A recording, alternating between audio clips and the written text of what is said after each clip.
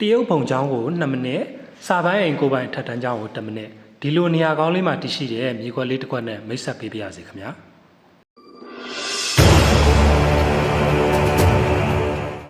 ဒီမြေခွက်လေးရဲ့ဒီနေရာကရောက်ကကြီး6တစ်တော်လန်းနဲ့သင်္ကာလန်းအနီးမှာတည်ရှိတဲ့မြေခွက်ကလေးပဲဖြစ်ပါတယ်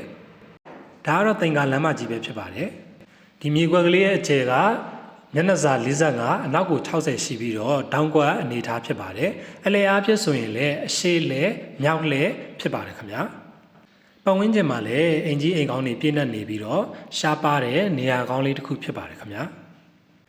GMမြေမျိုးစားဖြစ်ပြီးပိုင်ဆိုင်မှုအားလည်းခိုင်မာပါတယ်ခင်ဗျာပြည်ဦးလင်မျိုးရဲ့အစင်လာကြီးမားတဲ့ရက်ွက်ကြီး6လိုနေရာမျိုးမှာမြေကွက်ကလေးတစ်ခွက်ကိုပိုင်ဆိုင်ထားပြီးတော့ရင်းနှီးမြုပ်နှံချင်တာပဲဖြစ်ဖြစ်ကိုကအိမ်ဆောက်ပြီးတော့နေချင်တာပဲဖြစ်ဖြစ်အထူးသင့်လျော်တဲ့နေရာကောင်းလေးလည်းဖြစ်ပါတယ်ခင်ဗျာရက်မျက်နှာအလဲကလည်းလှတယ်နောက်ပြီးတော့လမ်းနှစ်ဖက်တင်တောင်းကွက်အနေထားဖြစ်တာကြောင့်စီးပွားရေးလုပ်မယ်ဆိုရင်လည်းအထူးသင့်လျော်တဲ့နေရာကောင်းလေးတစ်ခုဖြစ်ပါတယ်ခင်ဗျာ